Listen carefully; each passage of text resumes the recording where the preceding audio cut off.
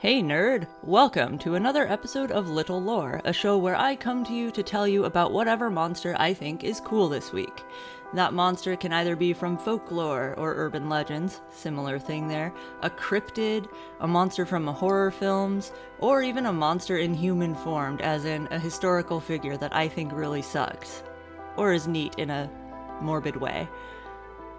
I have come to you today with another nerd request episode. That means that a nerd, one of you guys, requested that I write about and record an episode about this monster. This monster hails from Kentucky in the United States, and he fits into an almost theme that we've been doing involving canines. So, the land between the lakes is a national recreation area in western Kentucky in the U.S. By all accounts, and based on photos, a rather beautiful natural area. It's technically a section of land between the Kentucky and Barclay Lakes, which consists of more than 300 miles of shoreline, 170,000 acres of forest, and over 200 miles of walking trails. So it's a rather large swath of land. In 1959, the Kentucky and Lake Barclay dams were constructed, and in the 60s, President John F. Kennedy named it the land between the lakes. But before all of that, the area was called Between the Rivers. And before I get into this, by the way, like, comment, and subscribe. It helps me a lot. I need more subscribers to make me feel like what I'm doing matters. I like it when you tell me that you like what I do, and comments help me know that you actually listened, and I want to hear your opinions, even if they're mean. Come on. Alright, now that that's out of the way. It was once a very popular place for settlers to make their homes, and before the 60s, the families of the people who had settled there in the 17 and 1800s remained on their original properties, for the most part. This means that there were a whole lot of super cool, mostly lost and forgotten about, little family cemeteries strewn out about in this big chunk of land, right? This is a little fact that gives the recreation area a kind of spooky feel. An aura of ghostly, supernatural weirdness, if you believe in that sort of thing. Because of the history of the area, including the old stories told by hunters, trappers, and traders, the family cemeteries, and old grave sites that dot the area, this place is a treasure trove of old folk tales passed on from the olden days and kept alive today. There are stories told by locals about mysterious lights, old witches that live in the deeper parts of the forest, hauntings, ancient Native American curses, of course, and most importantly, for our purposes today, tales of a frightening beast that looks something like a cross between a wolf and a man. You may be familiar with things that look like that. This frightening beast is said to stand up on two legs, making it at least 7 feet tall, larger than most men by quite a bit. They say that there is thick, long hair that covers its body. It has a head like a massive wolf with jaws that are square and powerful. Worse even than the sight of the thing is the smell that emanates from it. Those who have met the beast claim that it bears a stench that reminds them of freshly opened graves. Tracks left behind by this creature supposedly look much like the bare footprints of a human man, but with paw prints where the toes should be. It's kind of weird. The arms are long and look like those of a man with normal human hands at the end, except instead of normal fingernails, it has gnarly curved claws that can rip metal apart. The eyes glow red like the hottest fires of hell, they say. At night, if you're camping or traveling through the land between the lakes, you may hear it howl. The howl is guttural, and it's more like a shrieking yowl that sounds like it's coming from something that is in terrible agony. Those who lived in the area before it was cleared to be a recreational area would always take that scream in the night as a warning to bring in their livestock so that they would not be replaced with pools of blood by dawn. Here we have our monster of the week, the beast of the land between the lakes. There are multiple stories that are told to explain the origin of the beast of the land between the lakes, but what seems to be the most common one is that of a European man who settled in the area in the 1800s. He had a disease that made him crazy at night. The disease was believed to be genetic and was passed on from parent to child. The man afflicted with the strange condition moved to this beautiful place in Kentucky, now called the Land Between the Lakes, with his wife, and they started a small family. Because his ailment was genetic, it is believed that his children were also victims of this curse. This was the assumption of other settlers who lived in the area anyway. It is said that the family never left their little homestead much, and the children never attended school or social events. If they were burdened with the same strange disease that made their father behave strangely, it would make sense that they kept themselves isolated to avoid public embarrassment or conflict. It is likely that the family felt it would be best for everyone if they kept to themselves and did not allow their illness to affect others. While they were never particularly social and were not often seen, neighbors would see them on occasion, They would be spotted in town getting supplies, or would be seen outdoors near their home working or playing or doing whatever it is people did in the 1800s. At some point, locals realized that it had been quite some time since they had seen or heard from any member of the family, though. Most people in the area concluded that they had perhaps died of their illness or from some other natural cause, and never felt too inclined to investigate the truth of their disappearance. No one bothered to make their way to their homestead to see if they were all right or anything. In the early 1900s, a group of individuals exploring the area came across the family's little old house and found it completely vacant, showing no signs of any activity from recent years. It appeared as though it had been abandoned long before. It is believed that the disease which afflicted this family was actually a curse that would transform them into this half-wolf creature, that they may not have died but simply decided to embrace their lycanthropy and live in the wild rather than to try to fit in with human society. Perhaps the family continued to roam in the forests around their homestead, and perhaps bred with one another or with wild wolves or other humans who may have been unfortunate or kinky enough to meet them in the wild.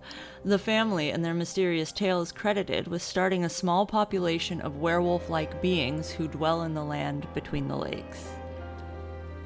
There have been stories told of these wolf people since the early days of European colonization within the region. Early settlers, travelers, and traders have been sharing frightful tales of their time in the Kentucky woods. People would hear strange, unnatural howls in the night, and would often come upon the mutilated corpses of animals such as bison and deer.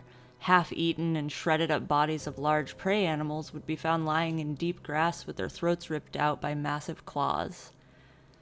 Predatory animals aren't known for taking down prey that is larger than they are able to eat, so things like this don't point toward wolves or mountain lions. Killing animals without knowing that you will eat the whole thing tends to be a strictly human behavior. However, like I said, these animals were taken down by claws and teeth, not by bullets or traps. This leads to a pretty rational conclusion that they were killed by something with the mind and behaviors of a human, but with a body more like that of an animal. I'd say that these werewolf-style creatures fit the bill pretty well. Today, there are efforts to restore the population of bison in Kentucky, and rangers often report finding calves missing, and herds behaving defensively as if they're working together to protect themselves from some unseen threat. While this could be a response to other more natural predators, or even sketchy human activity, some attribute this to the beasts of the land between the lakes. Run-ins with this creature, or these creatures, began as soon as white people started hanging around the area and never really slowed down. There have been quite a few reports of encounters in more recent decades. The most often cited of these reports comes from 1973, when a group of college students went to the land between the lakes for a camping trip. It was springtime, and the students were just kind of hanging out around the fire like you do, probably smoking the devil's lettuce, or whatever. Dusk was falling, and all was well until one of the campers excused himself from the group to drop a steamer behind a tree just a bit away from the campsite. When he returned, he told his friends that he had felt like something was watching him the whole time he was doing his business, and he heard something strange sniffling around in the woods nearby.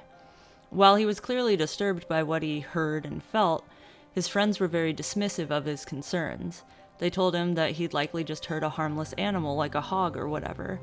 By the way, wild hogs, are not harmless.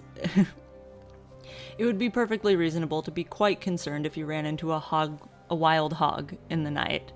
Like, that's one of the very few creatures that I personally would quite like to not run into unexpectedly. Wild hogs will kick your ass. Anyway, they told him not to be a pussy because it was probably just a normal critter. But he was still pretty uncomfortable, stating that he had never really heard any noise like that before in his life, and it did not sound like a hog, or really anything else that he knew of. Still, they told him to quit being a wimp. The night progressed, and everyone was starting to wind down and prepare for bed when the students heard something moving around outside the firelight. Something that seemed to be quite large was shuffling around and disturbing the brush as it circled their campsite. They shined their flashlights all around, hoping to see who the hell was messing with them, but they couldn't see anything helpful. Then they heard the howling. They claimed that it was much like the howling of a wolf from the movies, but it was louder and it had a terrible snarling quality to it that made the hair on their arms stand on end. It sounded like it came from all around them, jumping from one side of their campsite to the other as if they were either surrounded by multiple agitators or there was one which was unbelievably quick. Then, they began to see glowing red eyes peering at them from the darkness. Reasonably, they freaked entirely out and rushed into their bus, which they immediately started up and drove back way the fuck away from there. As they drove as quickly as they could down the dark dirt road, they noticed that they were being chased. There was a massive shadowy figure running along behind them, just out of reach of the bus's rear lights. When they had to slow down to go around a sharp corner, they all felt something slam into the back of the bus.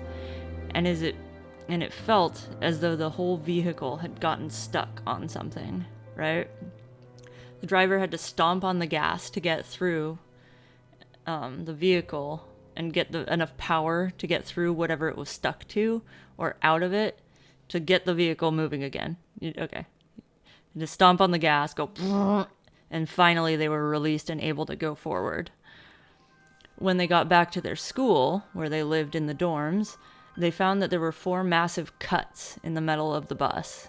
Huge gashes in the steel engine compartment looked as though it had been cut into by, like, gnarly-ass claws. There have been innumerable other terrifying encounters with something horrible in the area, and even a bloody crime scene found in the 80s, which may have been the handiwork of the beast or beasts of the land between the lakes. It is unclear if there is just one immortal monster in the area, and whether or not is corporeal or a more ghostly entity. Like, it's unclear if there's only one and it's immortal, or if there's a bunch of them, like the family of them. And it is also unclear if it is corporeal, like it has a physical body and is like a literal werewolf man, or if it's something more like an entity, like a spiritual being, right? It may be a family of werewolves, or it could be a demonic entity which takes the form of a wolf man when it shows itself and goes after its prey. Some people believe that the land has been inhabited by this creature or by these creatures since long before the family of settlers in the 1800s. Some theories posit that this creature is actually a shape-shifting indigenous shaman, or something that is summoned by rituals that take place on the land. Here is unfortunately another example of people liking to say that scary stuff is the result of non-white people having mysterious magical powers. I try to avoid giving ideas like this any credit because I find them to encourage negative racial stereotypes, as much as I do truly wish that people believed I were a powerful magician just because of my Ojibwe lineage. This monster and its legend may be the result of a fun transcultural phenomenon that was the result of French colonists coming to the area. Werewolves and generally wolf-human monsters have been a common belief for many centuries in Europe, but weren't particularly popular among indigenous peoples in the Americas. However, like I said, they were very well known in Europe, especially in France in the 1700s.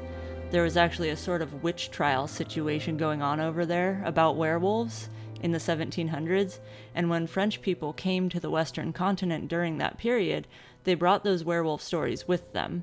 A great example of American folklore that has resulted from French werewolf hysteria during colonization is the rougarou of the southeastern region of the U.S., particularly Louisiana.